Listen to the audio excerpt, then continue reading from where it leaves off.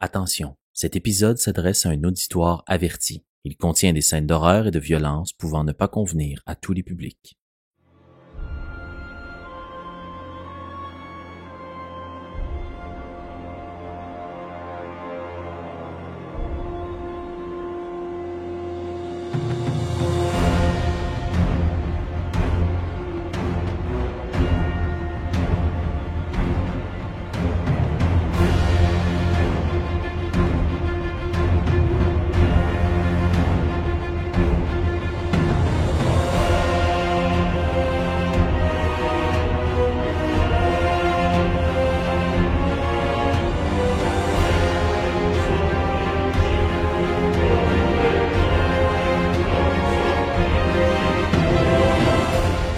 Salut la communauté de Coups Critiques, Félix et Pépé. Aujourd'hui, dans un petit tête-à-tête narratif roleplay, on se lance dans un petit scénario horrifique pour rendre hommage au mois de l'horreur, le mois octobre. Mais aussi, je pense que l'horreur, ça se déguste à toute sauce. Et qui de mieux pour parler d'horreur et le jouer que notre ami à lunettes et à la tuque, l'homme au bonnet, Pierre-Philippe. Salut Pépé. Oh, ok, excuse-moi.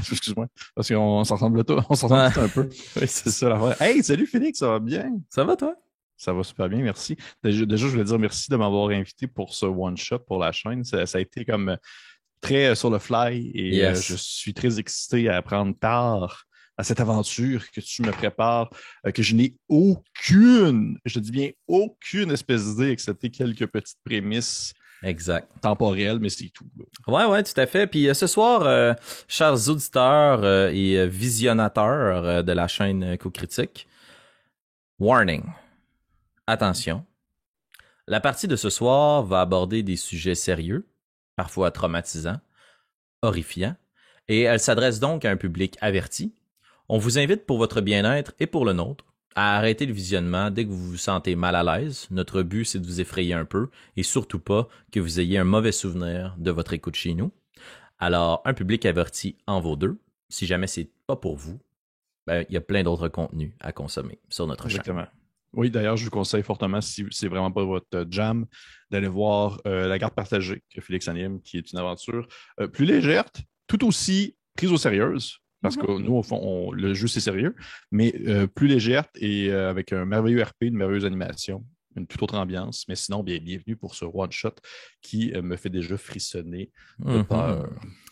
Alors, on se lance, Pierre-Philippe, dans un scénario de mon cru, dans un système de jeu adapté de différentes sauces, et on verra ce que ça donne. Et on se lance. Pierre-Philippe? Oui. Devrais-je plutôt maintenant t'appeler Roméo? Roméo Beaubien. Au bout de cette longue terre brumeuse, le sol est humide. T'as cette odeur de la terre qui est retournée, qui monte à tes narines. Un bon coup de naseau te permet de renifler d'un trait, la morve qui s'accumule dans ton visage. T'essuies la sueur, et peut-être une larme qui coule sur ta joue. Tandis que coup de pelle après coup de pelle, t'es en train de recouvrir le cercueil très simple de bois, qui contient la dépouille de ton père. Elcéphore Beaubien, l'un des premiers habitants du hameau de Saint-Toussaint-des-Pêchers, une petite municipalité au Québec. On doit se trouver quelque part dans les années 1800. La date exacte n'est pas très importante, puisque le moment, lui, est très important. Tu es entouré des membres de ta famille. Vous habitez tous dans cette grande maison familiale sur votre terre agricole. Dans le village, on en est à une troisième, voire parfois une quatrième génération. Le village est jeune, les gens sont jeunes. On y vit des récoltes, du bois, on y vit de la drave et d'un peu de commerce avec les autres hameaux de la région. Ici, les gens sont forts, les gens sont fiers, les gens sont solides comme leur hache, ils sont chaleureux comme le feu de leur poêle à bois, et la communauté est tissée serrée comme un bas de laine. C'est donc collés les uns sur les autres que les gens te regardent recouvrir de terre, puis une dernière pelletée vient couvrir à tout jamais le cercueil de ton père. Le curé, qui est appointé pour lire les derniers hommages et les prières de coutume dans un latin que tu ne comprends pas, rend hommage à cet homme droit et fier qu'était ton père, mais un homme froid, surtout dans les dernières années de sa vie, de plus en plus aigri par les temps durs, mais aussi par quelque chose de très lourd qui semblait peser sur sa conscience, un secret bien gardé qu'il n'aura jamais révélé, en tout cas à tout le moins. Il ne te l'a pas révélé à toi, son fils aîné. Il ne t'a pas donné son grand secret, mais il t'a légué par les liens du sang, la terre. Et tandis que tu donnes ce dernier coup de pelle, et que la terre vient recouvrir le cercueil, cela fait désormais de toi le propriétaire de ce fief, de ce lopin de terre perdu dans les grandes forêts sombres de la Haute-Mauricie. Roméo, alors que tu te retrousses les manches, pour mon bénéfice et celui de nos auditeurs, j'aimerais que tu nous décrives à quoi ressemble ton personnage. Roméo Beaubien est un homme quand même dans peut-être la fin quarantaine, début cinquantaine.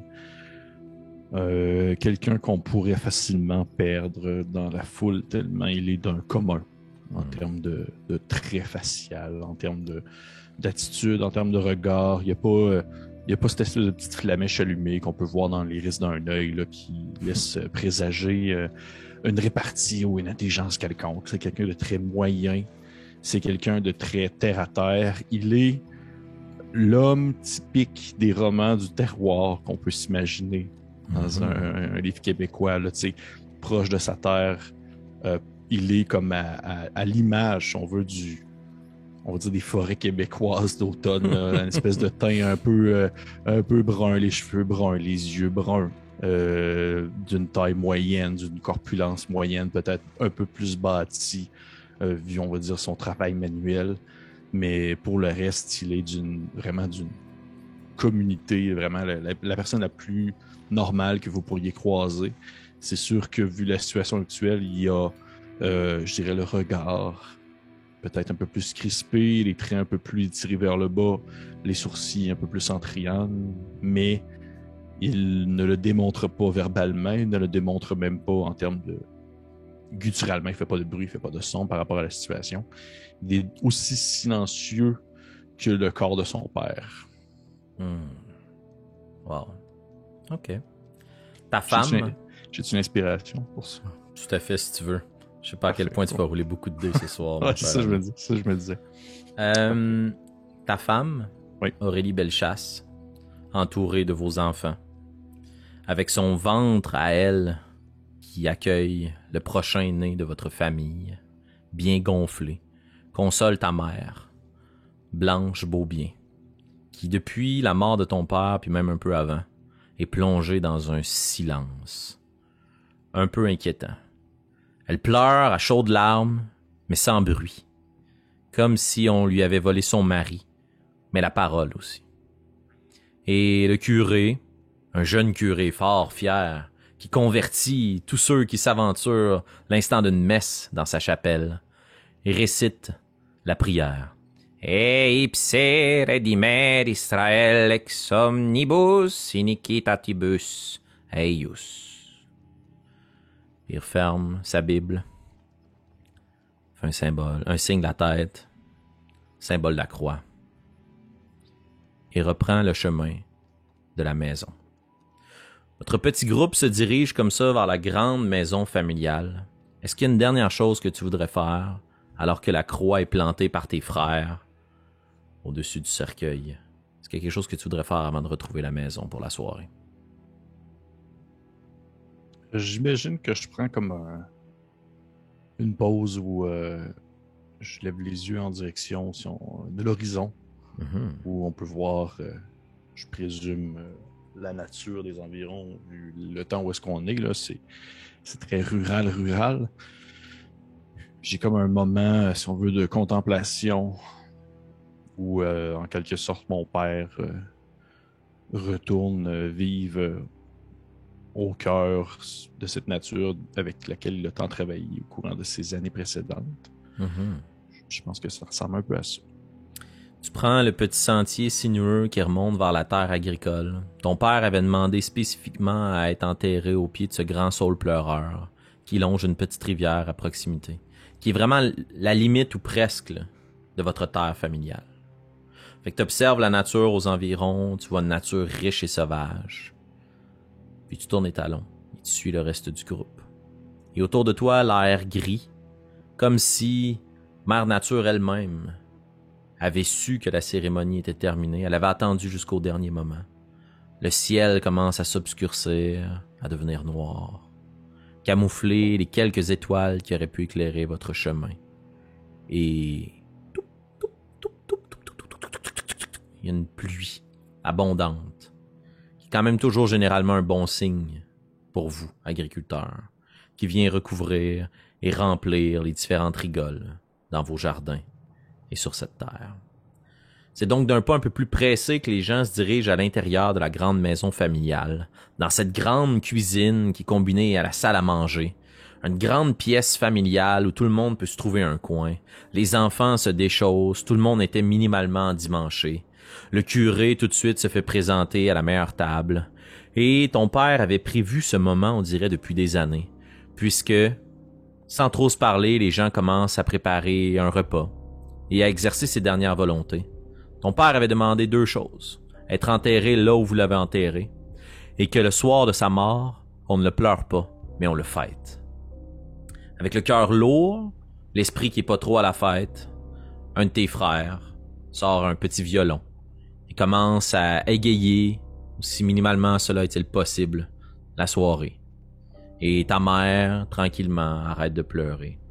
Les gens se bercent, les enfants de tout âge courent autour, et tu prends conscience que la maison dans laquelle tu te trouves est devenue ta maison. Ton père, jusque dans les derniers instants de sa vie, était assez fort et fier pour exercer lui-même son travail, et il demeurait cette figure d'autorité. Il est parti dans son sommeil, en vous prenant tous de court. Mais il est parti, évidemment, comme il a toujours vécu, à sa façon, quand il le voulait.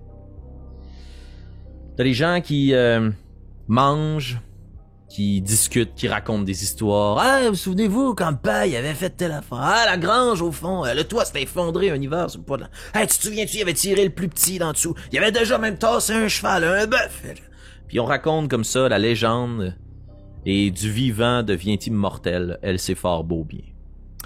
La soirée avance, tranquillement.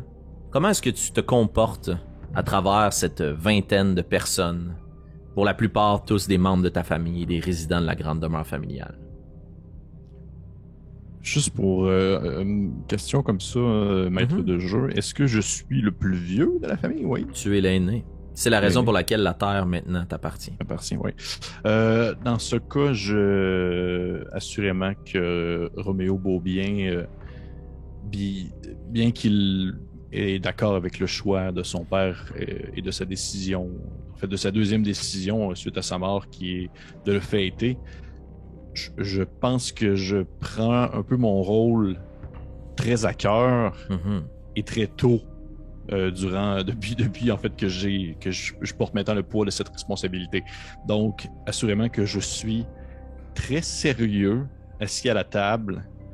Tu sais, je m'imagine là, l'espèce de plan de caméra sur genre la viande que je découpe avec une espèce de vieille fourchette puis un vieux couteau, puis que c'est comme un peu saignant encore, et je laisse les gens s'amuser parce que c'était ce que père voulait. Mais je ne participe pas, je ne fais que être spectateur à la scène parce que c'est rendu moi, si on veut, le chef du troupeau, c'est rendu moi qui a la responsabilité d'être alerte et de protéger les miens face à cette existence qui nous mène éventuellement jusqu'à la mort et le retour aux cieux. Fait qu'en prenant tes responsabilités de doyen de la famille à cœur, tu découpes la viande, tu t'assures que le curé a toujours une bonne assiette bien pleine. Au bout d'un moment, la soirée puis la fête s'estompe un peu, les petits sont allés se coucher dans le grand lit, et puis les notables du village qui sont passés payer un hommage quittent peu à peu, te laissant seul avec ta mère, ta femme, tes frères et sœurs, et quelques autres petits individus qui ont décidé de s'enfarger un peu les pieds dans le tapis et d'abuser de votre hospitalité. La pluie à l'extérieur là, bat son plein, frappe contre les carreaux des fenêtres. Tu vois qu'à certains endroits, il y a des seaux et des chaudières qui ont été obligés d'être aménagés puisque le toit coule. Un temps exécrable. Ce qui fait que les invités profitent justement peut-être de certaines accalmies pour quitter les lieux en petits groupes et retourner chacun dans leurs fermes qui sont à proximité, si la proximité de 1850 peut évoquer quelque chose. T'es loin d'être à côté du cœur villageois. Vos terres sont très très grandes et surtout elles font l'envie des autres habitants du hameau. Puisqu'année après année, vos récoltes sont toujours les plus abondantes, comme si vous aviez le luxe d'avoir la terre la plus riche. Ça a toujours été ainsi? À ta mémoire, oui. Ça a toujours été ainsi. Et au bout d'un moment, tandis que les gens quittent, ça cogne à la porte. Est-ce que tu te lèves? Est-ce que tu vas répondre ou t'attends que quelqu'un y aille à ta place? Non, j'y vais même très rapidement. En fait, j'ai été comme pas d'une lenteur, mais j'ai été d'une certaine constance durant toute la journée. Mais dès que ça cogne, je vais être le genre d'individu à me lever prestement. À la limite, même faire peut-être un peu de bruit pour que les gens soient un peu curieux de ce qui se passe. Je vais me diriger à la porte pour l'ouvrir béante. Là. Excellent. T'ouvres la porte toute grande, faisant grincer les gonds, faisant signe à ta femme qui se précipitait pour aller répondre de retourner à ses occupations. Et tandis que t'ouvres la porte, en t'attendant peut-être voir un convive qui aura broussé chemin à cause de la température ou quelqu'un qui aura oublié quelque chose à cause de l'alcool, se dresse devant toi un individu méconnaissable. T'as jamais rencontré cet homme-là. Un homme grand, au teint foncé, basané un peu. Une longue barbe noire, très fine, huileuse, pointue, ramenée dans un long pic sous son menton. Des sourcils broussailleux, épais, qui cintrent des yeux noirs qui te fixent, comme s'il savait déjà là où allait se trouver ton visage au moment où t'allais ouvrir la porte. Un petit chapeau de feutre de castor très riche, une grosse cape en fourrure de l'ours noir qui le protège du froid de la pluie. Des vêtements cirés, très très bien agencés, des longs gants noirs qui recouvrent ses mains. Il est accoté sur une canne, et tandis que tu ouvres la porte, il te fait son plus beau sourire dévoilant des dents blanches et parfaites. Et il te pose la question suivante, Roméo. Me laissez-vous rentrer, Roméo Beaubien? Probablement qu'à ce moment-là, je suis déjà un peu surpris de voir un étranger. On s'entend que le village n'est pas l'endroit le plus visité nécessairement. Et un étranger qui est aussi, on va dire, habillé aussi de manière excentrique et qui connaît mon nom de surcroît. Fait que je suis assurément un peu plus sur la défensive. Et j'ai peut-être même une espèce de position où je me place entre l'embrasure de la porte et vraiment une main complètement sur la porte, la tenant, faisant une espèce d'effet comme d'un barrage en quelque sorte. Et je prends toute l'embrasure au complet, puis je regarde l'individu dans les yeux et je dis excusez-moi monsieur, mais je vous connais pas. Où sont mes manières? Je m'excuse. Puis il retire son chapeau, dévoilant des cheveux noirs parfaitement lissés qui longent son corps puis encadrent son crâne, de fines oreilles dont une arbore un rubis, étincelant, magnifique. Yes. Il retire son chapeau, il le remet sur sa tête. Il serait plus aise de discuter à l'intérieur. Le ciel nous tombe sur la tête. Je suis un ami de votre père. Je vous en prie. Offrez-moi l'hospitalité. Ok, je vais me tourner de bord, puis est-ce qu'il reste beaucoup de gens? Tu parlais en termes de fin de soirée. Là, Une dizaine de personnes à peu près? Ok. Ils sont tous installés, j'imagine, dans l'espèce de cuisine salon. Exact. Puis là, tout le monde a les yeux fixés vers la porte, puis le violon a arrêté, les gens ont arrêté de chanter, de danser. Puis il y a juste ta mère, livide, blanche, qui fixe l'embrasure de la porte, immobile. Ok. Je vais me tourner vers ma femme, puis je vais juste faire une espèce le classique signe avec un mouvement de tête, du genre, apporte les gens au pire dans la cuisine, au lieu de la salle à manger, dans la cuisine, apportez vos chaises, puis au pire des tables, puis moi je vais rester dans le salon avec cette personne-là. Là. Puis tu le laisses rentrer à l'intérieur? Oui. Oui, toujours en maintenant, on veut dire un certain regard, puis je fais oui, sur mes manières, je Entrez. Monsieur, vous n'avez pas dit votre nom. Je suis désolé, je ne l'ai pas bien compris. Si vous l'avez mentionné, ce serait un point un peu la décence de au moins vous dire si vous connaissez mon père, peut-être que votre nom me dit quelque chose. Appelez-moi Lucien. Ce sera suffisant. OK.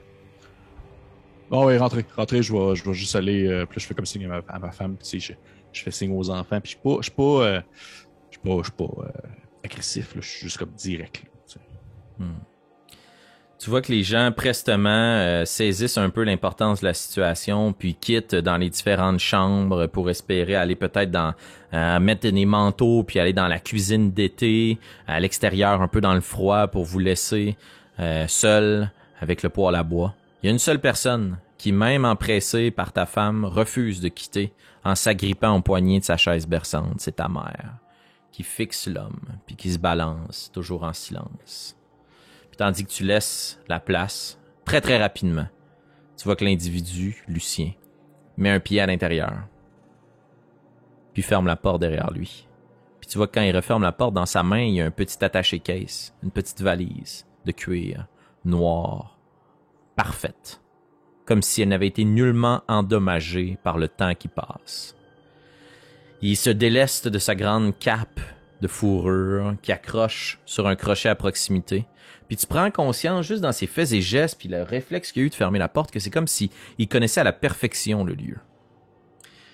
Il enlève ses longs gants, dévoilant des mains très rachitiques, presque squelettiques, qui se terminent dans de longs ongles.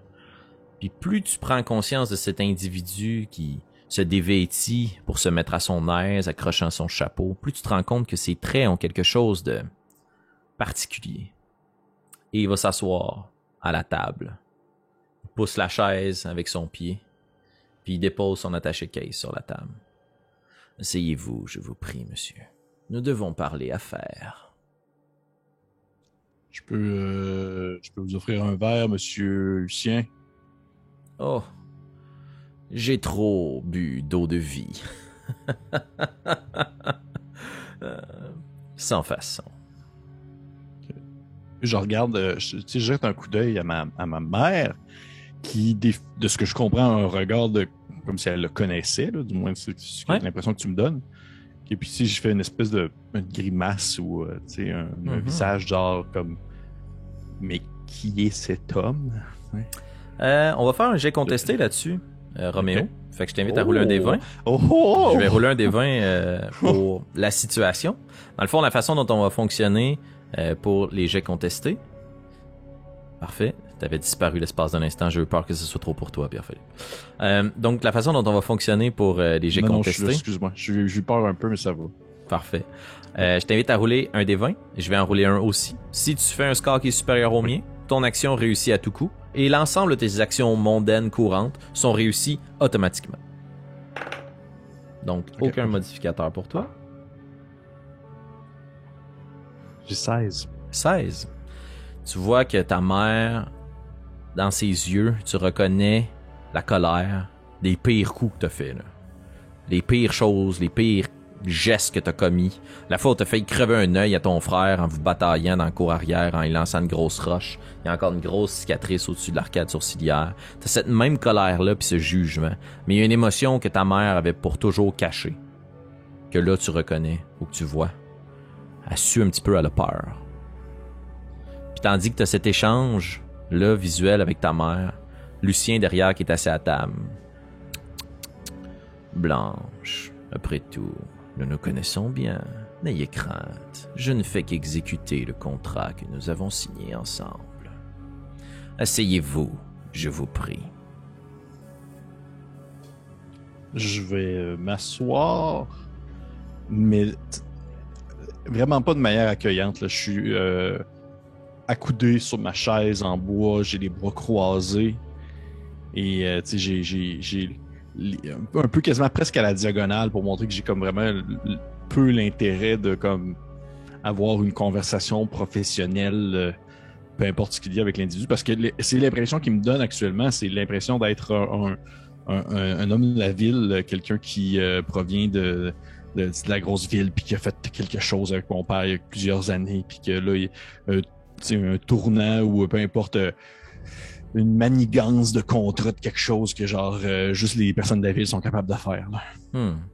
Puis tu vois que, tu sais, comme tu prends ton temps un peu, puis tu t'installes gauchement en diagonale de lui, sans trop y porter attention, puis de l'intérieur de son manteau, il sort une petite montre à gousset, qu'il ouvre, qu'il referme, qu'il replace à l'intérieur, puis il jette un coup d'œil à ta mère, puis il sourit. Il ouvre son attaché-case d'une main en te fixant toujours du regard, puis il puise à l'intérieur comme s'il cherchait un document précis, puis il tire une feuille, qu'il place devant. Puis au moment où il place la feuille sur la table, il se passe quelque chose pour toi que tu n'avais jamais vu dans le monde dans lequel se déroule cette aventure au Québec dans les années 1850. Le surnaturel n'existe pas et n'a jamais fait partie de ton quotidien, Roméo. Mais toutes les flammes des bougies s'éteignent et l'âtre du foyer, le poêle à bois, sa grosse truie de métal, devient rouge, presque incandescente, comme si les flammes avaient brûlé au-delà de leur capacité à se consumer. La pièce devient excessivement chaude et à tes narines se précipite une odeur de brûlé, de carbonisé, de soufre. Et les yeux de l'individu du noir virent tranquillement au rouge et le poêle commence à s'éteindre et les bougies se rallument. La lampe à l'huile également. Et il glisse la feuille devant toi. Puis elle flotte sur la table, poussée par son doigt long et pointu, puis arrive directement devant toi. Il s'agit d'un contrat que votre père a signé il y a de cela de nombreuses années et dont j'ai le devoir aujourd'hui d'exécuter chacune des clauses. Voulez-vous en prendre connaissance par vous-même, Roméo? Savez-vous même lire? Étant le plus vieux de la famille, peut-être que je sais lire un peu, oui. Peut-être que je sais lire un peu. Et à sa question, est-ce que tu veux qu'il te le lise ou est-ce que tu en prends connaissance toi-même? J'en prends connaissance moi-même parce que je suis dans un état où je viens d'être un témoin de quelque chose qui dépasse, on va dire, l'entendement. Fait que je suis pas nécessairement en panique, mais j'ai comme un besoin de recourir à une situation où j'ai l'impression d'avoir la maîtrise. Là. Fait que je prends la feuille puis je me force, là, je plisse les yeux pour essayer de décortiquer l'ensemble des mots qui s'y trouvent. Là. Tu reconnais dans ce document un contrat, un acte notarié, puisque il est frappé d'un sceau d'encre au bas, à côté duquel tu reconnais l'écriture un peu empressée, très gauche, L.C. fort beau bien. Et avec horreur, tu y reconnais la marque d'un doigt, non pas le pouce, l'index, le majeur, mais l'annulaire, le doigt du cœur, plus petit, marqué de rouge à côté de son nom. Et là, tu essaies de déchiffrer, puis tout de suite, Lucien met la main juste au-dessus du contrat avec ses longs ongles, comme s'il voulait percer le papier. Peut-être qu'avant que vous preniez connaissance de chacune des clauses, il vaudrait la peine que je vous explique dans quel contexte votre père l'a signé. Voyez-vous, Roméo. Puis il prend un peu plus ses aises, il se recule, il se croise les doigts, puis il les dépose sur la table, puis il te regarde. La terre qui désormais vous appartient est liée à ma propre existence. Votre père, jadis, a fait un pacte avec le diable, puis il se penche dans ta direction, et j'imagine que vous n'êtes pas surpris d'apprendre que je suis le diable en personne. J'ai probablement un réflexe où je me lève debout. Tu sais, je me lève debout faisant tomber la chaise qui est positionnée derrière moi sur son dos, qui vient claquer le sol en bois très fort. J'ai probablement que je mets ma main droite au niveau de mon cou où j'ai une petite croix en bois que je tiens en collier, que je serre dans mes mains. Et de mon autre main, je pointe la porte de la sortie. Puis je fais « Monsieur, je vous demanderai de partir de chez moi maintenant. » Vraiment? Je veux pas que vous me forciez à vous prendre par le collet et à vous sortir par moi-même. Je vous demanderai de partir maintenant. Bien. J'en déduis que vous refusez du même coup le contrat que votre père a signé. Je vais prendre le contrat d'une main puis je vais commencer comme à lire vraiment vite. Là. Je vais essayer de me forcer pour essayer de comprendre qu'est-ce qu'il en retourne. Là. OK. On va faire un autre jet contesté, Roméo. OK. J'ai eu 14. 14. C'est une réussite. Tu lis rapidement en diagonale et tu reconnais qu'il y a 3 clauses dans le contrat qui sont toutes construites de la même façon. Le contrat, c'est le contrat comme si un fournisseur, le diable en personne, avait offert quelque chose à ton père en échange d'un coût qui est payé ou qui est à payer. Rapidement, tu es capable de lire les 3 offres, mais t'es pas capable de déchiffrer les demandes parce que c'est un style super empoulé, comme un texte de loi. Les 3 offres, la protection du vilain contre le courroux divin, des récoltes abondantes et une terre riche pour toujours, et guérir Blanche Beaubien de la tuberculose. OK. Lucien n'a absolument pas bougé, voyant que t'es absorbé à l'intérieur du contrat. Il y a aussi des conditions au bas de ce dernier. Puis tu vois en effet que juste en dessous des 3 clauses, il y a 3 autres conditions. Le contrat ne doit pas être dévoilé à quiconque. Il ne peut pas être brisé, sinon on doit le repayer. Et le contrat doit être reconfirmé chaque année. Je vais me tourner vers ma mère. Puis je vais faire... C'est quoi ça me ment? C'est quoi ces niaiseries-là, là?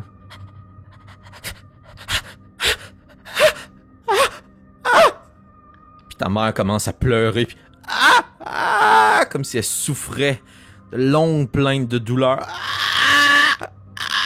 Puis elle agrippe les poignets de sa chaise, puis elle commence à trembler. Puis elle redevient calme, dans ce même état catatonique dans lequel elle était plongée plus tôt. Puis elle se balance. Puis elle te regarde. Puis elle pleure.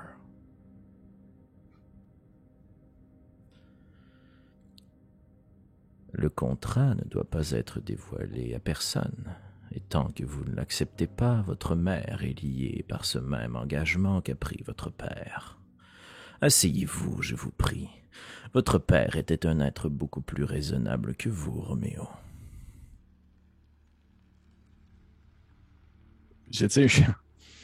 Moi, Pépé essaye de trouver comme une phrase cool à dire, sauf que Roméo n'a pas de phrase cool à dire à ce moment-là. Fait qu'il ferait juste prendre la chaise, puis en la reprenant puis en la plaçant, il claque sur le sol. C'est vraiment très fort. Et je s'assoit dessus, jette le bout de papier sur la table et je vais regarder le Lucien dans les yeux, puis je vais lui dire... Fait que si je comprends bien, tout ce que j'ai à faire, c'est accepter le contrat, puis vous partez, puis vous me laissez tranquille. Là. C'est ça, je comprends. Oh, évidemment, si vous voulez faire le tout aussi simple, avec plaisir. Puis il fouille à l'intérieur de sa valise, puis il en ressort un petit boîtier rouge, vif, qui s'ouvre comme un boîtier d'une bague. Mais à l'intérieur, tandis qu'il retourne vers toi, c'est une plume. Une plume, un stylo, non pas une plume doigt, ainsi qu'une aiguille. Signez votre nom, je vous prie, tout juste à côté de celui de votre père, et marquez-le du sang du doigt du cœur, et vous honorerez chacun des engagements du contrat, et par le fait même, moi aussi. Puis je vais regarder le contrat, puis je vais lever les yeux vers lui, je vais dire...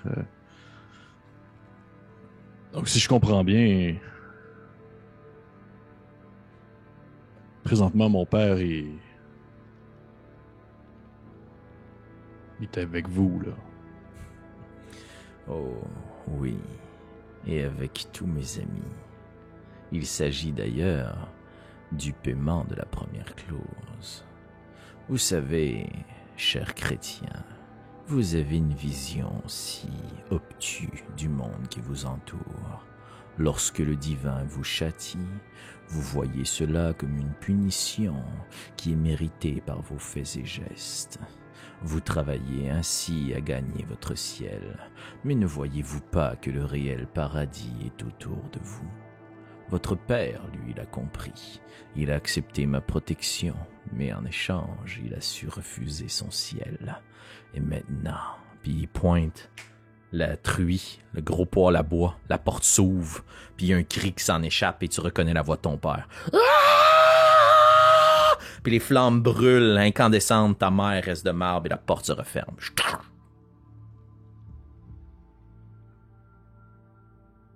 Croyez-moi, cela en vaut la peine.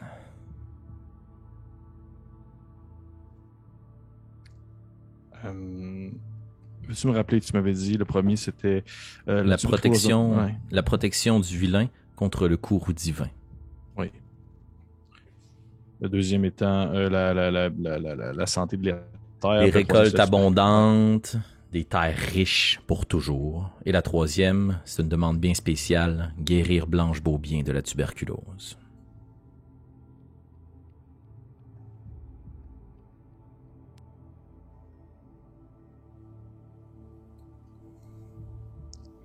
Je vais prendre le crayon.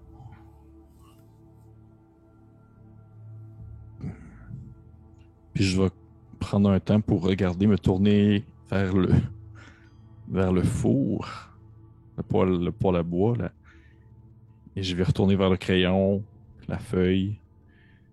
Puis je vais signer pour pour le respect, en fait, que mon père a eu envers, on va dire, sa famille, dans le sens qu'il nous a permis d'avoir cette vie-là, puis que je vais continuer ainsi à perpréter ce qu'il a commencé lui-même.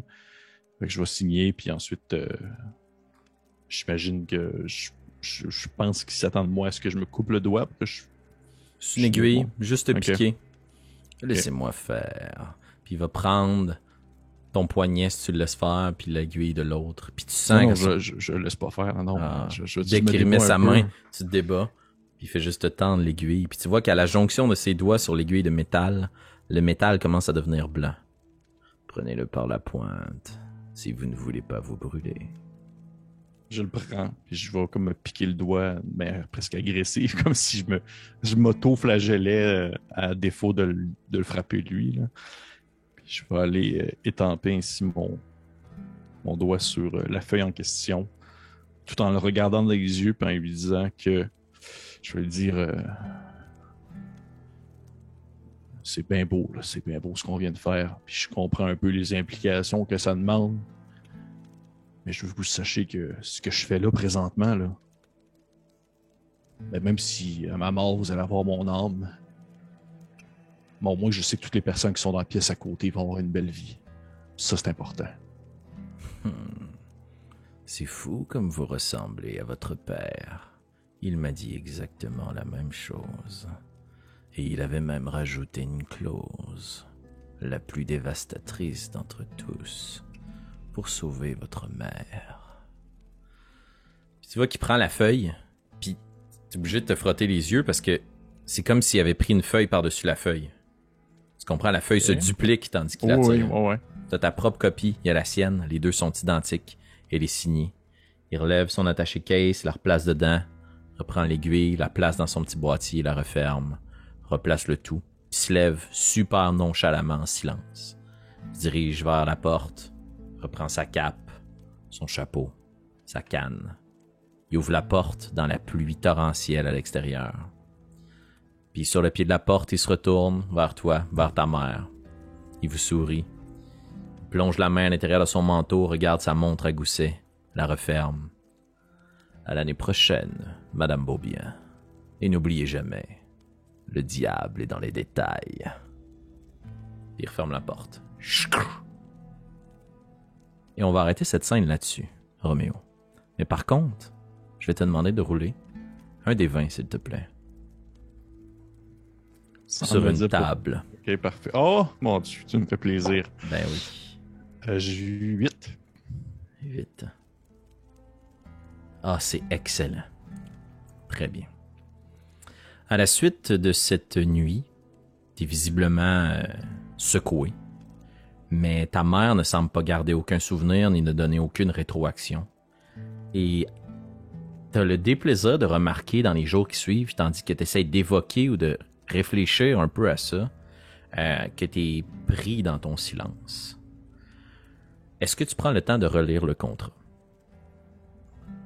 Oui, définitivement. Je passe une bonne partie de mes temps libres, le peu de temps libre que je dois avoir lorsque je suis seul à comme être assis sur le bord de mon lit avec ce morceau de papier là, dans les mains et à le relire et à le relire parce que son dernier commentaire m'a fait comme pincer un peu l'œil là, où est-ce qu'il a dit que le diable était dans les détails, là, comme s'il y avait quelque chose qui m'avait un peu on va dire glissé entre les doigts là, vu peut-être pas nécessairement mon intelligence limitée, mais on va dire mon empressement à vouloir mettre un terme à cette situation là. Excellent. Alors tu relis les clauses une à une. La première clause, la protection du vilain contre le courroux divin et l'offre faite par le diable. Mais sa demande, c'est que la personne qui reçoit cette protection et qui l'étend à sa famille doit refuser son ciel et accepter une souffrance éternelle dans l'au-delà, jusqu'à la mort de son dernier descendant, n'ayant pas de fils, jusqu'à ce que le sang de votre famille se répète de génération en génération. À ta mort, tu souffriras en enfer. La deuxième clause, qui garantit des récoltes abondantes et une terre toujours riche année après année, demande à ce qu'un sacrifice soit fait chaque année. Lorsque la terre est battue et retournée, le sang d'un chevreau doit être mélangé à la terre et répandu dans le sol. Et la troisième clause, c'est celle qui te fige d'effroi. Guérir Blanche Beaubien de la tuberculose. Et en demande, 1 an après la mort d'Elcéphore, Blanche Beaubien va mourir dans son sommeil, sans douleur.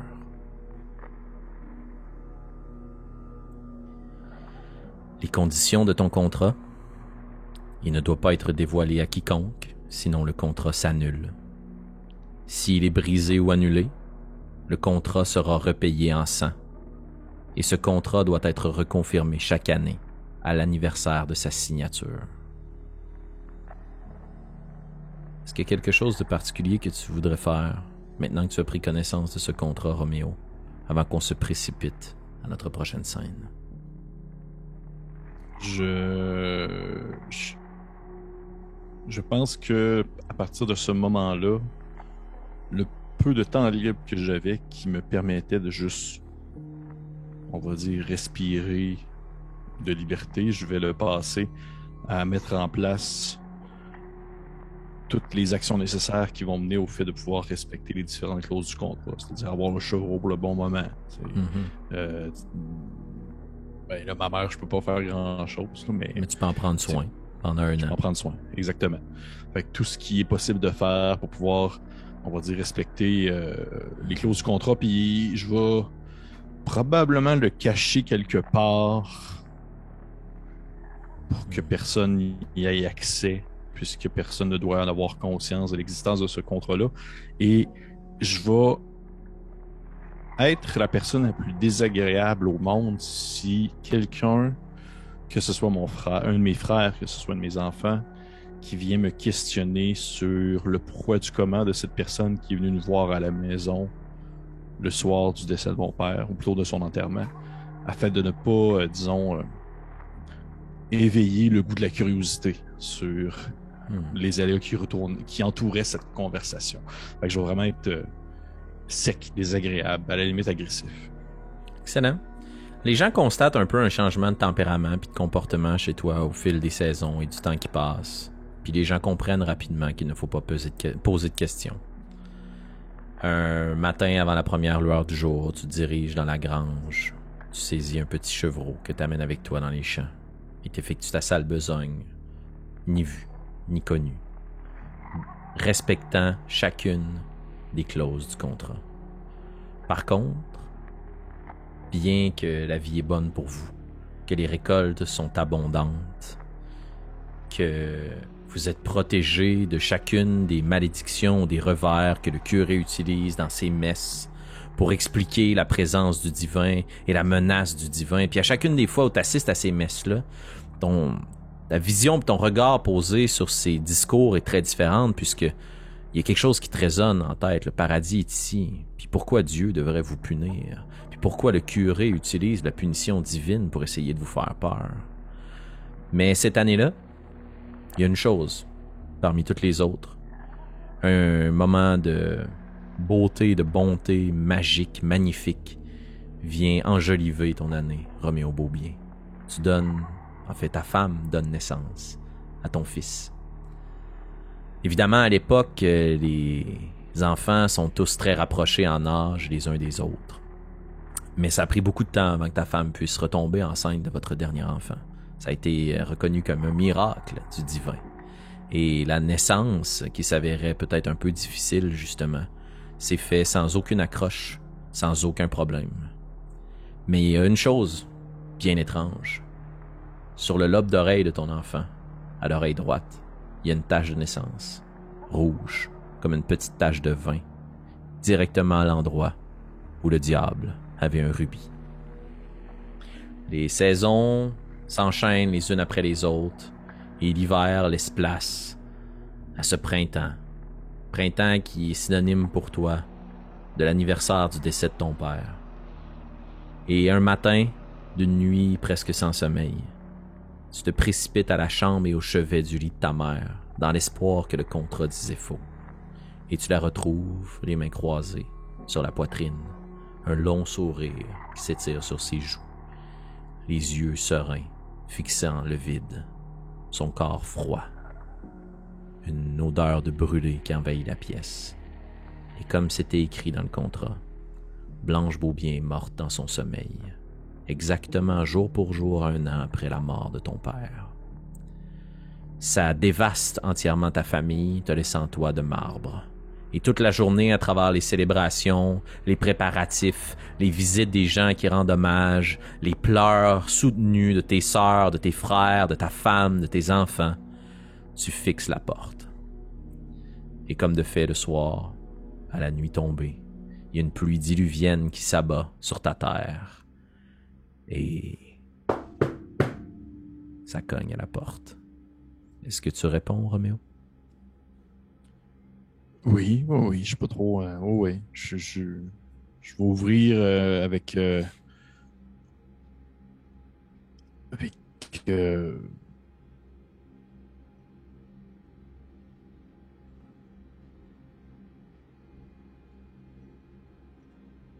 Je t'ai Félix, perdu. es-tu là? Ouais, je t'ai perdu, Pierre-Philippe. On reprend. Ouais, excuse-moi, moi aussi. Mais en fait, moi aussi, je t'ai perdu. C'est bizarre, ça a comme. Pas de trouble. Alors, Parfait. tu ouvres la porte. Oui, j'y vais avec l'attitude d'un homme qui n'a plus vraiment rien à perdre rendu là. Fait que je vais ouvrir la porte en sachant peut-être quoi retrouver de l'autre côté, là. Et tandis que tu ouvres la porte, ce même individu, qui ne semble pas du tout avoir été affligé par le temps qui passe, recouvert de sa lourde cape d'ours noir, son chapeau sur la tête en feutre de castor, sa longue barbe huileuse et pointue, les 2 yeux noirs et le rubis étincelant ses oreilles, te sourit. Me laissez-vous entrer, monsieur Beaubien.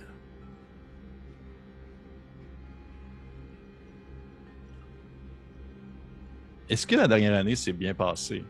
C'est vrai, ça a été vraiment une... Vos récoltes ont été encore une fois luxuriantes, tandis que le froid avait gelé une partie des récoltes des terres avoisinantes. Les vôtres semblent avoir été épargnis, comme si le sol que vous aviez chez vous était magique. Ça a même soulevé certains questionnements et commérages, puis froissé quelques-uns de tes amis que tu croises sur le parvis de l'église ou avec lesquels tu vas boire de la baboche en cachette, qui essayent toujours de te soutirer le secret, la recette. Pourquoi tu ne partages pas? C'est quoi, tu utilises un fumier spécial? T'as-tu un outil? C'est ta bêche qui fait quelque chose, Roméo? Mais ton année a été magnifique. Ok. Je vais le regarder puis je vais lui dire... Ouais, je vais vous laisser rentrer, mais il y a quelque chose avant que je dois faire, là. Je vous écoute. Puis ça, au final, c'est pas vraiment marqué dans le contrat non plus, là, fait que j'imagine que ça peut être respectable, là. Puis je vais lui en crisser une d'en face. Parce Ok. qu'au final, ça fait pas partie Je ne brise aucun contrat en faisant ça. Je fais seulement m'exprimer de la seule manière qu'un homme de ma trempe sait s'exprimer. Tu te recules, puis un sucker punch, là, bang! Un bon direct sur le pif. Crac! T'entends son nez qui casse. Il redresse le visage, puis il te regarde, puis il y a du sang qui coule sur sa lèvre, puis une longue langue fourchue et pointue. Il vient lécher son propre sang. Crac! Il se replace le nez. Il fouille à l'intérieur de sa poche, puis il tire un mouchoir, dentelé. Frappé, brodé de 2 B, Blanche Beaubien. Puis il essuie le sang sous ses narines. Certains pourraient dire que c'est mérité. Pour ma part, je préfère m'imaginer que ce sera repayé. Me laissez-vous entrer maintenant, la brute Beaubien. Je me mets de côté puis je fais rentrer là. Bien. Puis il met un pas avec empressement à l'intérieur de la porte.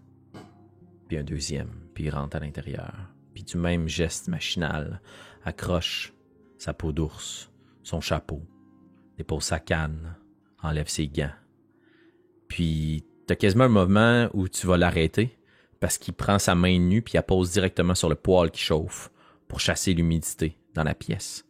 Puis visiblement, tout le monde se serait brûlé de grandes cloches d'eau. Mais lui, sa main commence à se réchauffer, tu vois ses yeux qui plissent. Puis tu vois que le sang qu'il y avait sur le bord des narines commence à s'effacer. Puis il redevient identique. Comme si tu ne l'avais jamais frappé. Il se redirige vers la table de la cuisine, pousse une chaise, du pied pousse la tienne, dépose sa mallette, l'ouvre, sort le contrat, puis le redépose sur la table. Alors, êtes-vous généralement satisfait des clauses que nous avions négociées ensemble? Ouais, ça va. Je prends le contrat rapidement, puis je regarde. Est-ce qu'il est absolument semblable? J'ai encore sa phrase qui résonne dans mon esprit concernant que le diable était dans les détails. Est-ce que c'est la même chose si je sors de mon contrat qu'il m'a donné il y a 1 an, puis je les compare un côté de l'autre? Mm-hmm. Il est en tout point identique à l'exception d'une chose. Il y a un petit crochet qui est placé à côté de la clause concernant Blanche Beaubien, comme si cette partie du contrat avait été honorée à jamais. Yep. Avez-vous besoin de quelque chose, peut-être, Monsieur Beaubien? C'est juste une question que je me pose, là. Je suis tout oui. Moi, j'ai un enfant qui est né cette année. Oh. Je suis bien content. Y a-t-il une raison pourquoi est-ce qu'il y a une espèce de petite tache qui ressemble un peu au bijou que vous avez accroché à votre oreille, là? Eh bien, voyez-vous, votre père était l'aîné de 6 enfants. Ouais. Et vous êtes l'aîné de vos 5 frères et sœurs. Et il s'agit de votre 6e enfant. Je me suis plu à y laisser ma propre marque. Mais ne vous en faites pas.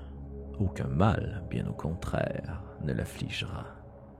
Il sera exceptionnel, absent de toute maladie virulente, plus intelligent que ses congénères, puis il se penche vers toi, et il vous survivra tous. Aimeriez-vous que j'étende cette bénédiction à l'ensemble de votre famille, Roméo? Tant bien sûr, pas la personne, pas le crayon le plus aiguisé de la boîte. Je suis conscient que la situation dans laquelle je me trouve et la situation dans laquelle mon père passe son après-existence va perdurer jusqu'à la fin de ma lignée, ce que je comprends. Mm-hmm. Et c'est un Et fils oui. que tu as mis au monde. Fait que j'ai probablement un des rares moments on va dire je pense peut-être à moi avant de passer aux autres. Puis je fais non, ça va, merci. J'ai pas besoin que ça dure plus longtemps que nécessaire. Puis je vais comme juste signer la feuille rapidement. Puis je vais comme pas lui lancer au visage, mais vraiment comme la propulser de manière peut-être agressive un peu sur la table. Puis je fais là, c'est fait, je vous demande de quitter de chez moi, s'il vous plaît. Oui, Oui, évidemment. Puis il reprend la feuille, comme s'il avait enlevé une copie carbone. Puis tu vois que la feuille, le contrat, est laissé sur la table. Il en prend une copie qu'il remet à l'intérieur de sa petite valise, qu'il rattache, la reprend, va chercher sa cape, son chapeau, sa canne. Il ouvre la porte. La pluie battante à l'extérieur est encore en train de remplir les rigoles de votre jardin gigantesque. Puis il se retourne vers toi. Là, de ce que je comprends, tu es en train de me dire qu'il me laisse à chaque fois une copie différente à chaque fois. Tout à fait, actualisé. OK. Tu disais, il se retourne vers moi. À l'an prochain, Monsieur Beaubien. Et n'oubliez jamais, le diable est dans les détails. Puis il referme la porte. Ch'tac! Puis au moment où la porte cogne l'embrasure, la porte, et que les gonds sont secoués, t'entends un crac violent et ton nez se fracasse. Crac! Puis tu commences à saigner du nez. OK, je prends un moment, je fais...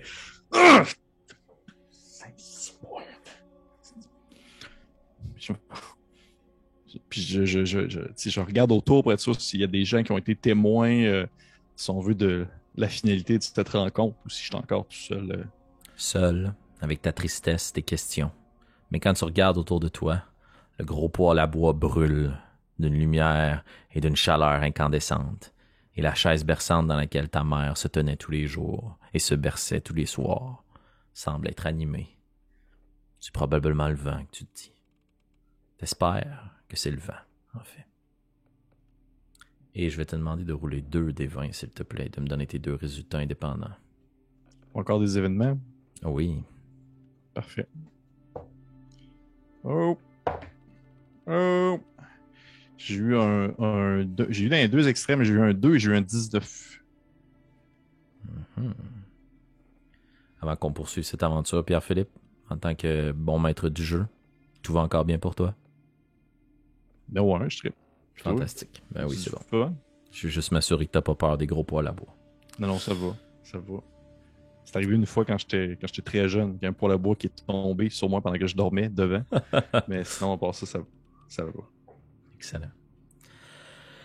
L'année qui suit est extrêmement difficile pour le village de Saint-Toussaint-des-Pêchers.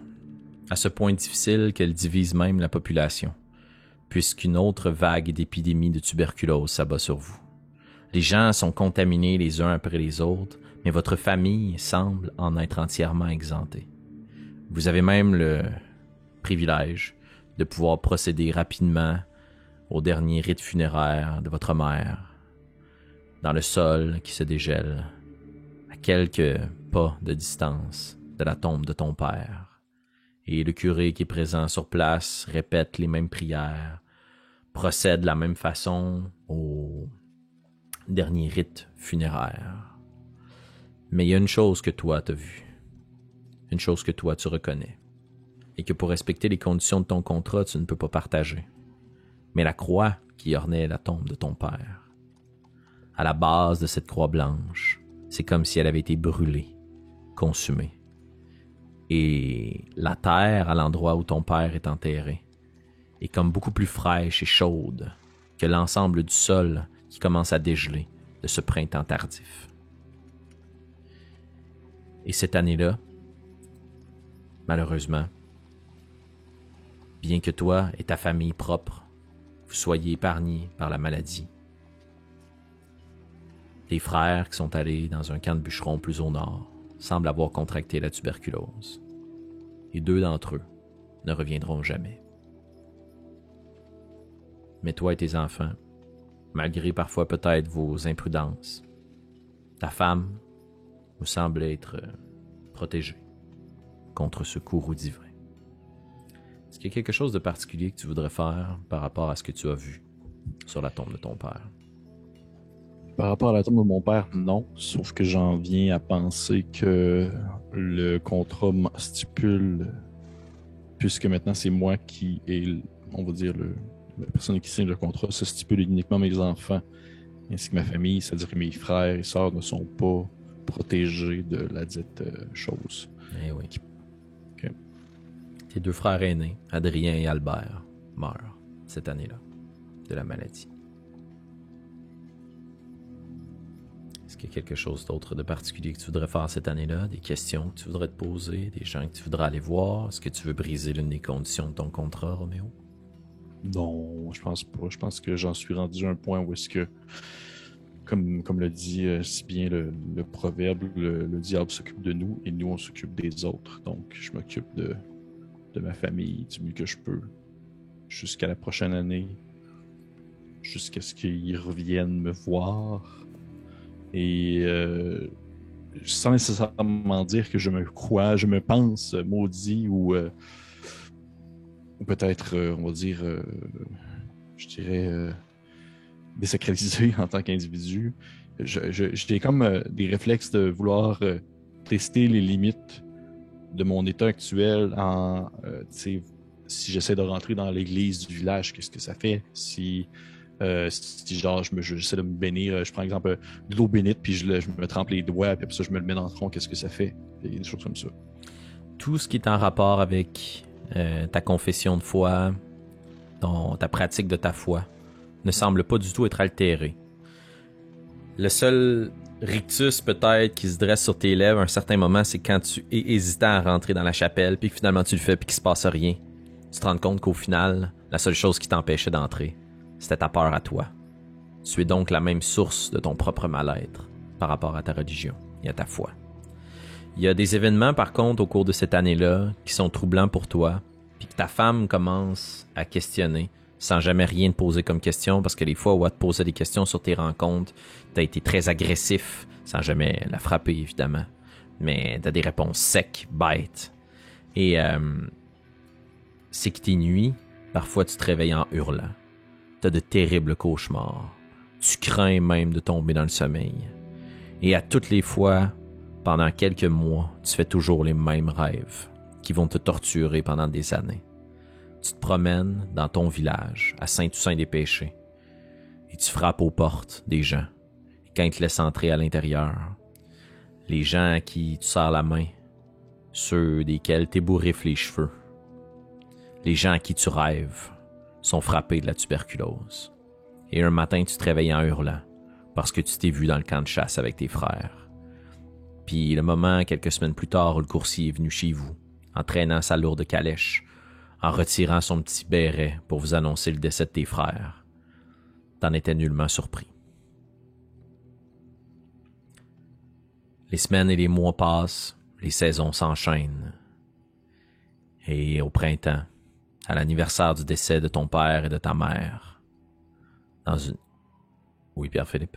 Oui, je voulais pas te couper, mais j'avais une question comme ça. Vas-y. Est-ce que tu vas me voir venir à 100 à l'heure, là, mais vu la situation, puis vu on va dire la débandade que ça cause, je vais peut-être avoir le réflexe de, un moment ou un autre, d'essayer de comme prendre de l'eau bénite de l'église puis d'en garder dans une flasque. Excellent. On va faire un jet contesté là-dessus. Pas pour t'empêcher de faire ton geste, tu vas pouvoir le récupérer, mais pour autre chose. Ok, parfait. Wow, c'est un coup critique! Je sais pas ce que ça vaut là-dedans, mais ça vaut pas grand-chose. Ça vaut beaucoup, en fait. Okay. Puisque tu réussis à subtiliser dans une petite flasque que vous avez à la maison qui devait contenir jadis peut-être de l'eau de vie que tu as vidée, peut-être dans ton gosier ou au sol. Et tu l'as remplie de l'eau bénite à l'église, celle qui a été bénie. Il semblerait même que le réceptacle a été béni par le pape lui-même. Il y a de cela plusieurs années déjà. Et tu la remplis, tu la ranges chez toi. Et tu la mets, je l'imagine, tout près, sous cette planche craquée, avec tes 2 exemplaires de ton contrat. Oui. Le soir de l'anniversaire du décès de tes parents, un peu cerné par le manque de sommeil, fatigué, craintif, t'essayes de te retenir le plus possible de dormir parce que tu sais que tu vas rêver à des gens qui vont être appelés à disparaître dans les prochains jours. Tu te perds un peu dans tes pensées à essayer de recompter. Est-ce que tu as croisé des gens qui sont pas encore morts? Est-ce que tu pourrais faire quelque chose pour les aider? Puis tes yeux se ferment, puis tu les rouvres. Ils se ferment, puis tu les rouvres. Puis à un moment donné, tu les vois pas se fermer. T'en as pas conscience. Et ça cogne à la porte. Est-ce que c'est toi qui ouvres, Roméo? Ta femme est aussi Oui, dans la assurément. pièce. Non, je vais dire à ma femme, je vais dire, va dans la chambre, avec les enfants. Mais voyons, qu'est-ce qui se passe? Pourquoi c'est probablement de la visite, puis elle se dirige vers la porte, puis elle essaie de J'ai prendre dit, les va dans la chambre avec les enfants. Puis elle se Maintenant. fige. Puis t'entends la plus jeune, le bébé beau bien,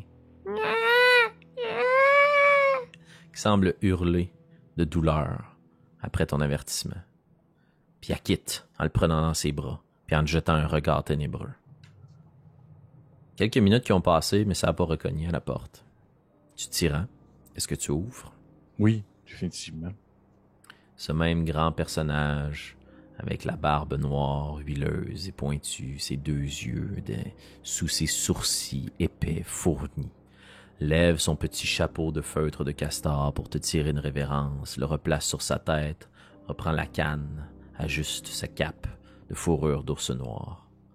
Me laissez-vous entrer, Monsieur Roméo Beaubien? Cette fois-ci, je ne le frappe pas vu le résultat que ça a donné la dernière fois. Je vais tout simplement me tasser en silence et pour lui laisser la place. Il rentre. Il inspecte la pièce. Il la balaie du regard. Un geste inhabituel. Ça fait 2 fois que tu le vois, il n'a jamais fait ça. Il s'est interrompu dans son petit rituel. Il balaye la pièce du regard. Chercher quelque chose? Oh, non. Je sens une odeur particulière, familière, délicieuse. Êtes-vous consommé par quelque chose, Monsieur Beaubien? Puis il installe son chapeau, sa cape, sa canne, prend sa petite valise, puis se dirige vers la table, la dépose, pose ta chaise avec son pied. Tire le contrat qu'il place sur la table. Puis tu vois qu'à l'endroit, visiblement là, l'endroit où il y avait la clause concernant ta mère, maintenant il n'y a rien. Puis il sort son petit boîtier rouge, il l'ouvre avec sa plume. Peut-être auriez-vous besoin de mon aide. Vous semblez être affligé de courroux divin. Écoutez, je suis pas la personne la plus intelligente que vous allez croiser de votre existence, c'est ce qu'on peut appeler. Puis je suis pas non plus la personne la plus pieuse, ni la plus sincère, mais je me pose quand même la question, et j'aimerais que vous puissiez m'expliquer pourquoi, comment ça se fait que même si moi je suis protégé des différents malheurs qui pourraient tomber dessus, des différents malheurs qui vont tomber sur le village, j'ai l'impression de les propager quand même à mes voisins et à mes frères, comme si j'étais comme si j'en souffrais moi-même sans le savoir. Eh bien, voyez-vous, vous êtes baptisé, n'est-ce pas? Vous avez confirmé votre foi, vous avez été unis devant Dieu par les liens sacrés du mariage. En vous réside ce pouvoir divin dégoûtant qui vous ronge jusqu'à la moelle. Il me combat, il combat ce contrat qui nous lie. Et dans cette exultation tentant de me chasser de votre vie, le divin vous a confié son propre courroux. Il veut faire de vous un agent du bien. Mais jamais il ne vous montrera le chemin, il ne vous montrera que les conséquences de sa décision, pour espérer que vous vous repentissiez auprès de lui, que vous lui offrez tout ce que vous avez dans le vain espoir qu'il vous aide. Mais vous êtes abandonné, seul, à l'exception de votre allié de toujours. En d'autres termes, Dieu vous punit en vous forçant à punir les autres. Je pensais que la clause 2 me protégeait de ça. Ou la clause 1, je sais plus, là. Aucune des clauses ne me permet définitivement de vous protéger directement de l'intervention divine, mais bien de ce courroux. Aucun des membres de votre descendance n'a été affecté de cette épidémie. C'est la protection que je vous offre. Mais si vous voulez que je chasse complètement le divin, vous n'avez qu'à le dire. Et nous négocierons ensemble ma protection ainsi que le prix à payer. Vous en êtes capable de ça, de juste protéger toutes les personnes autour de moi de n'importe quoi. les empêcher de souffrir d'une quelconque maladie, les empêcher de mourir d'une manière atroce, leur permettre d'avoir une vie belle, remplie, en échange d'une seule âme, la mienne. C'est bien sûr que je comprends. Eh bien, vous faites erreur. Je n'en suis pas capable, mais vous le pouvez. Il suffit de l'écrire. Que voulez-vous, Roméo? Est-ce que vous connaissez l'expression on donne un doigt au diable puis il essaie d'en prendre la main au complet? Cela me représente bien. Puis je vais immédiatement y lancer l'eau bénite d'en face. Ok. J'ai comme un réflexe, là, c'est vraiment... Tu prends l'eau bénite, tu la décapsules, puis tu y lances au visage, puis il Ouais. pousse un hurlement, là, tandis que sa peau commence à fondre et à brûler. Puis autour de toi, toutes les flammes commencent à brûler jusqu'au plafond. La truie, le gros poêle à bois commence à brûler, la porte claque, les bûches se déversent, les charbons ardents se jettent sur le sol et les flammes commencent à licher les madriers et les poutres autour de toi. Les tables, les chaises, les meubles, tous faits de bois commencent à brûler. À chacun des cris que pousse Lucien devant toi, qui se prend le visage et il se précipite en titubant vers la chaleur et la flamme la plus proche pour s'y plonger le visage. Que Je fais-tu? vais essayer de le tacler au sol, de lui faire pour l'empêcher de se rendre à une quelconque flamme. J'avais compris que c'est ça qu'il avait comme un peu soigné la dernière fois. Excellent. Oui. Je t'invite à rouler 2 des 20. Prends le meilleur des deux. C'est comme si tu roulais à avantage. Oh, tabarnouche! Méchante affaire. Ça va donner 17. 17. Tu réussis à le plaquer au sol avant qu'il se rende à une première flamme, puis tu vois que ses doigts s'allongent, puis sa peau se rougit. Ses ongles se transforment en de longues griffes noires qui se plantent dans le sol, puis il commence à tirer pour se plonger le visage dans les flammes. Mais t'es sur lui, t'as un peu le contrôle pour le moment.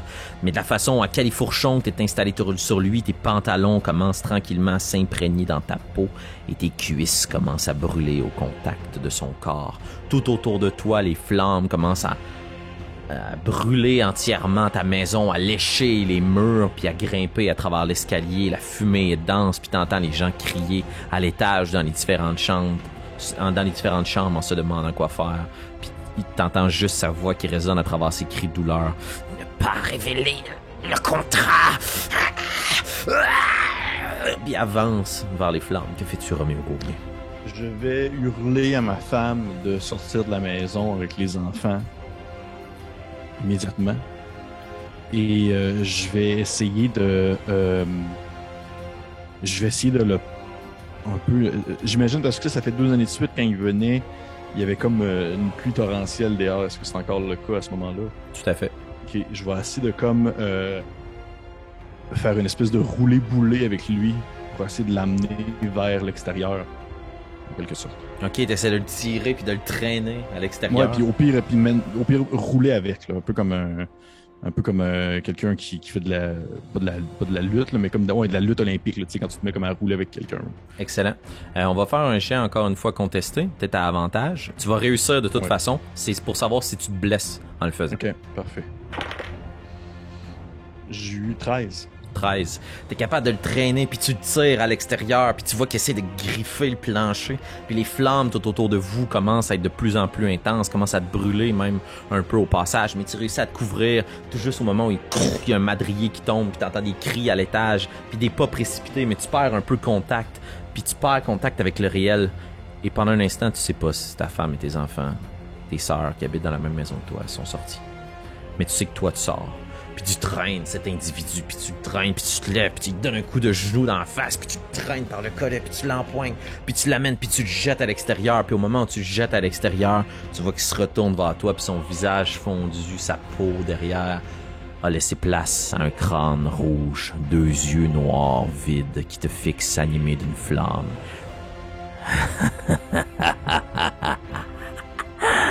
Vous avez fait le pire des choix, Monsieur Beaubien. Puis il va essayer de foncer vers toi. Est-ce que tu lui fermes la porte? Est-ce que tu restes dehors et tu te bats avec lui? Je ferme la porte. Tu fermes la porte, puis t'entends La porte qui est secouée sur ses gonds, puis tu gardes l'épaule dessus, mais tu vois les flammes autour de toi. T'as deux choix. Soit tu l'empêches de rentrer à l'intérieur, mais t'es pris dans les flammes à tout jamais. Ou soit t'essayes de t'enfuir de l'autre côté, par la sortie extérieure à l'arrière de la maison. Et t'espères échapper aux flammes. Que fais-tu, Roméo?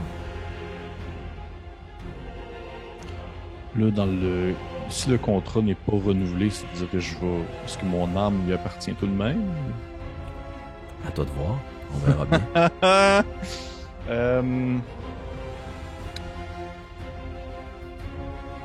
Écoute, depuis le tout début, j'en suis dans une situation où je tente d'être la personne qui va s'occuper le mieux qu'il peut de sa famille.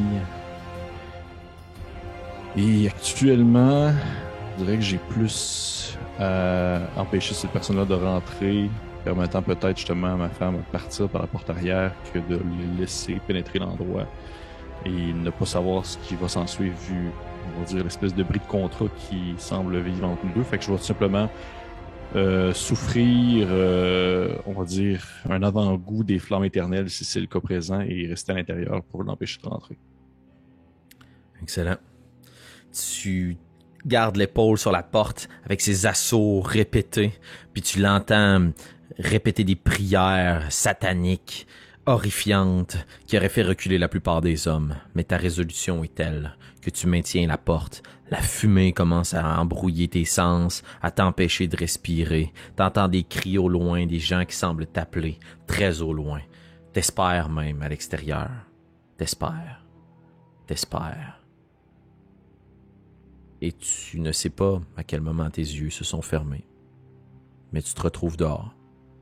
La pluie qui coule sur ton visage, grièvement brûlé. Tes mains, maintenant des lambeaux de peau noircie, calcinés. Tes vêtements qui te collent à la peau et qui épousent chacune de tes brûlures, tandis que tu as une respiration haletante à l'extérieur.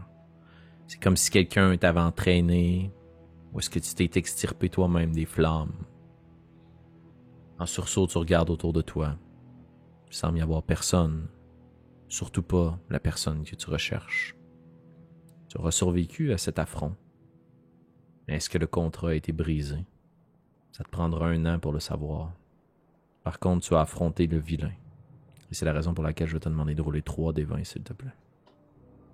OK.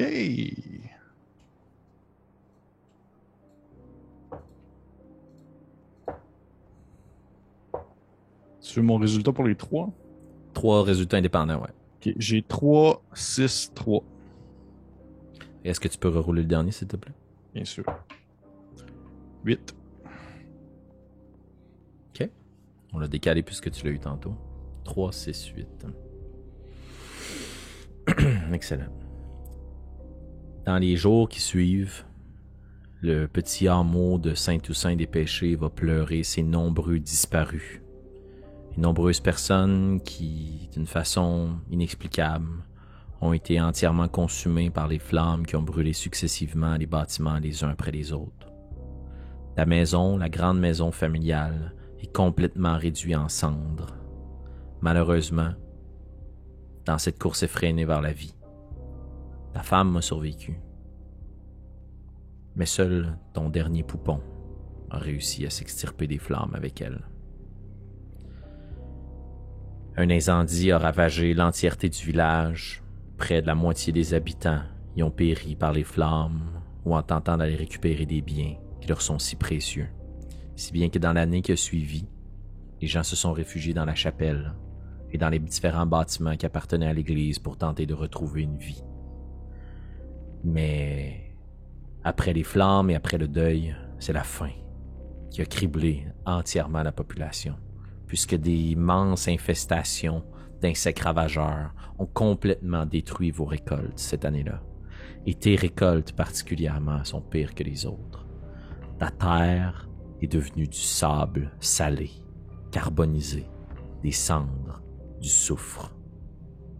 Accompagné de ton deuil, accompagné de ta femme endeuillée, et de votre enfant, vous réussissez à passer à travers cette année douloureuse. Tes sœurs sont là pour vous prêter main forte. Et pendant 365 jours durant, vous souffrez de la faim, vous souffrez de la tristesse, vous souffrez de tes décisions. Et tu te dis que si ta maison n'est plus et que les contrats ont été brûlés, où est-ce que tu veux que le diable vienne te chercher? Et t'es couché dans l'un des nombreux lits de camp du presbytère, en essayant de trouver le sommeil parce que tu connais la date. Tu sais que ça fait 1 an, jour pour jour. Ta mère et ton père sont morts. C'est-à-dire que ça fait 2 ans déjà, pardon. Mais qu'on est exactement 1 année plus tard. Et dans le presbytère, dans cette grande salle, à la porte de votre chambre commune, tu vois à travers l'entrebâillement et les reflets de la lumière de la lampe à l'huile, 2 pas, 2 pieds, qui semblent se figer et se placer devant la porte. Et ça cogne. Que fais-tu, Roméo? Y a qui d'autre avec moi dans cet endroit-là? De pauvres bougres, ta famille, ton plus jeune, des enfants, des adultes, des vieillards. Des gens que je connais pas. Des gens du village, que tu connais, oui, mais que tu connais pas personnellement. Là. Tout le monde se connaît un peu dans ce village-là, mais... Il y a une personne aussi qui... T'es déçu qu'il soit dans ton dortoir, et c'est le vieux fou à Rickaby. Jules Rickaby. Chaque village a son fou. Vous avez votre fou. Le fou Rickaby qui parle dans son sommeil, qui t'évite comme la peste, qu'à chaque fois que tu t'approches de lui, il commence des prières en latin. Visiblement, là, il est très très atteint, ce vieillard-là. Et pratiquement personne ne comprend dans le village parce que depuis une couple d'années, on dirait que c'est cogné la tête ou quelque chose, là. Mais il fait juste parler en anglais, trahissant ainsi ses racines. J'attends de voir qui s'apprête à se diriger parce que je vois clairement pas être la personne la plus proche. Puis ça serait bien tiré à queue du diable de chance de voir que ce serait quelqu'un de ma famille aussi qui c'est le plus proche à y aller, là. Mais ça serait qui? Est-ce que c'est quelqu'un du village? Personne semble bouger. Est-ce que les gens semblent remarquer que ça l'a cogné ou même pas? Tout le monde ronfle sur leurs 2 oreilles. Je vais me lever tranquillement. Je vais baisser les yeux vers mes mains qui sont pleines de cicatrices. Encore peut-être même certaines fraîches, vu le temps que ça peut prendre à être soigné, surtout dans ces années-là, au 3e degré. Puis je vais marcher péniblement en direction de la porte. J'ai comme vraiment l'impression de sentir comme un poids sur mes épaules, comme si comme si j'avais été rattrapé par mon existence humaine et la fragilité de celle-ci. Je vais aller ouvrir la porte. Tu t'avances tranquillement vers la porte, puis il y a une voix qui t'interrompt. Psst, hey, you! Stop it! Don't let him in! Don't let him in! Please, please don't let him in! Puis tu vois que c'est le vieux fou à Rigby qui est comme son lit, puis qui te regarde, puis qui pleure. Don't be like your old man.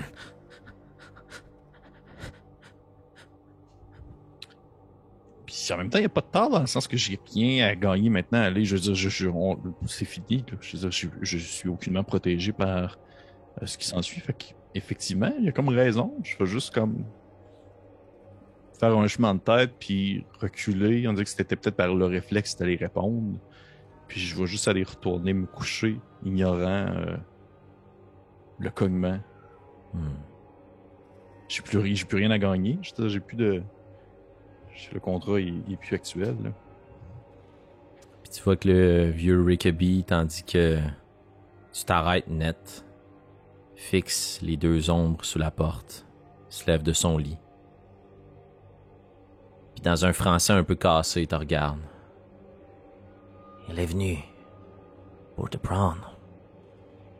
But you ain't going nowhere, son. I got you, old pal. I got you. Puis il va se diriger vers la porte. Puis il va ouvrir la porte.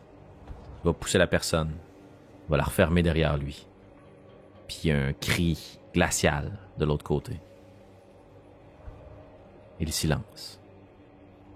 Et au petit matin, alors qu'on va fouiller les effets personnels de cet homme porté disparu, dans son lit, sous son oreiller, tu vas retrouver une montre à gousset avec une photo ou un dessin travaillé d'une photo très ancienne.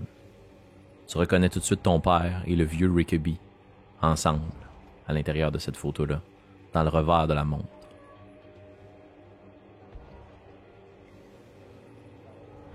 Et tu n'auras pas besoin de rouler de D20 cette année-là, Roméo. Tes blessures se soignent.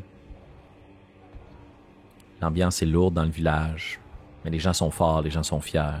Malgré les récoltes difficiles, malgré les maladies qui vous ravagent, malgré la mort de la plupart de tes concitoyens habitants, malgré un curé qui ne sait plus où donner de la tête, devant le courroux divin qui s'abat sur vous, les maisons sont reconstruites.